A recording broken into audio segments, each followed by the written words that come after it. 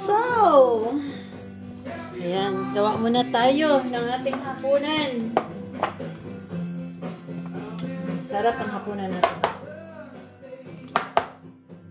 So, ano lang to siya, no? Potatoes, i-bake natin. Lagyan natin to mamaya ng ng giniling.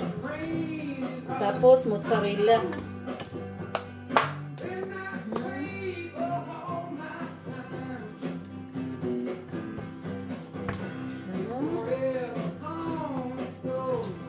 Masarap ito mamaya. Bibig natin. O, diba? So, sarap. So, isit aside muna natin siya mga kadimpol, no? Sit aside na natin. Kasi magluto tayo ng ating yung ating giniling. So, guys, ayan. Lagyan na natin ng olive oil. Kunti lang. So, lulutuin na natin. Magluluto na si DJ Dimple ng ating panglagay ng ating potatoes. Painitin na natin. Yes.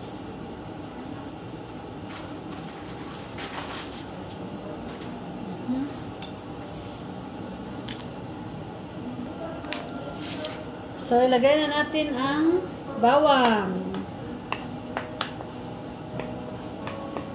Bawang muna, bawang.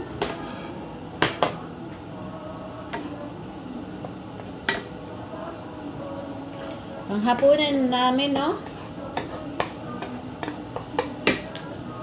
Ang aking paboritong red onion. Hindi talaga mawawala yan.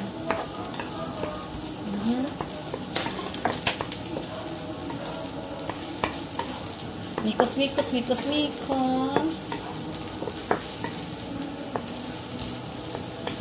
After that, lagay na natin yung ating giniling.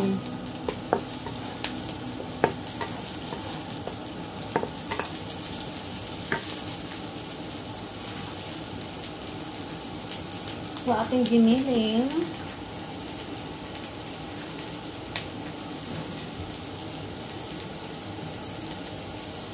Ayan ang ating giniling. Lagay na natin.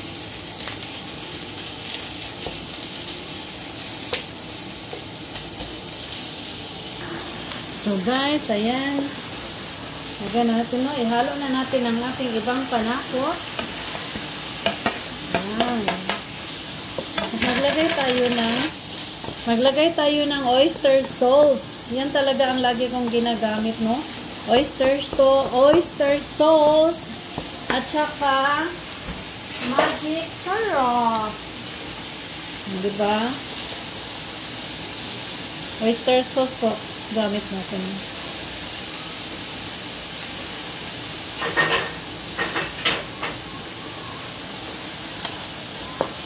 So, lagay po natin to sa top ng ating potatoes.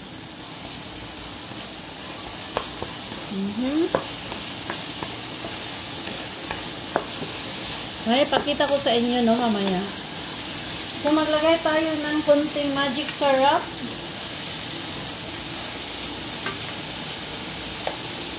Ayan, konting magic syrup.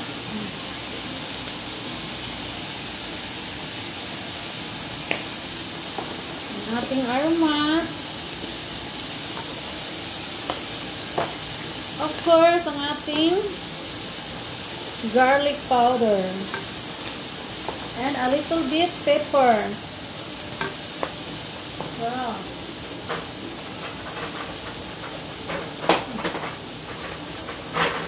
Okay.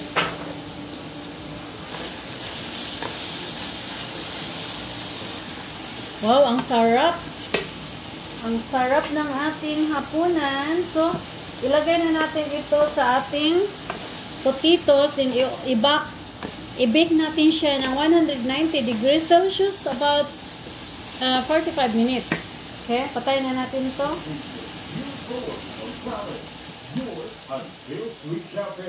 So, mag-assemble na tayo, mga kadimple. Lalagay lang natin yan dyan. sa ating naka-prepared na potatoes na may ano po yan siya. Lalagay lang natin yan siya dyan. Ay, nalagla.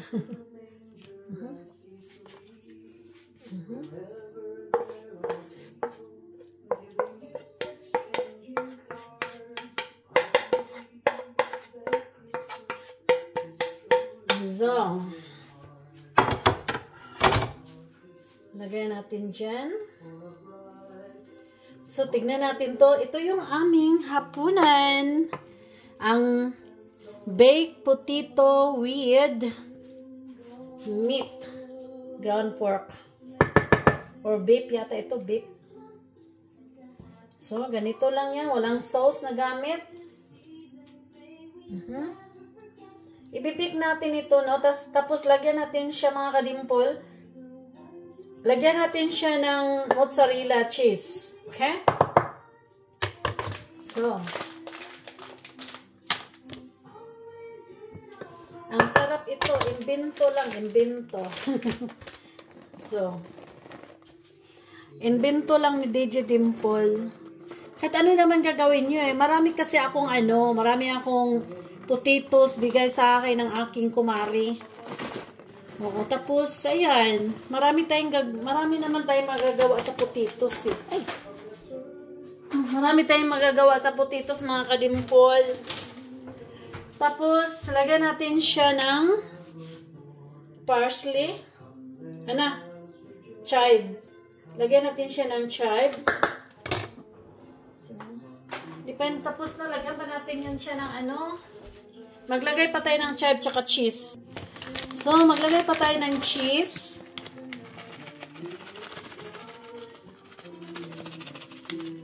So, masarap ito, baked potatoes with meat. Ang sarap. Masarap ito. And then, lagi akong may chive. Galing ito sa garden. Nilalagay ko lang siya sa freezer. Para hindi ako maubusan, no? Nasa freezer palagi.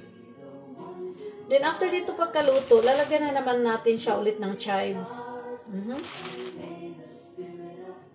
So. O, diba? Sarap ng ating pagkain. Laging, ano pa tawag dito? Healthy. Healthy. Healthy siya.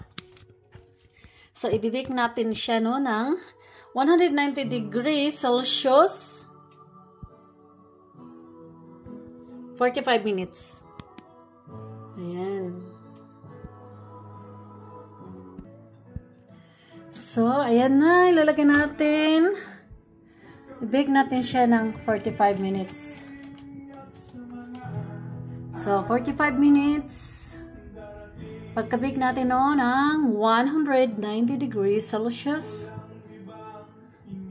So, kita nyo 190 degrees. Thanks for watching.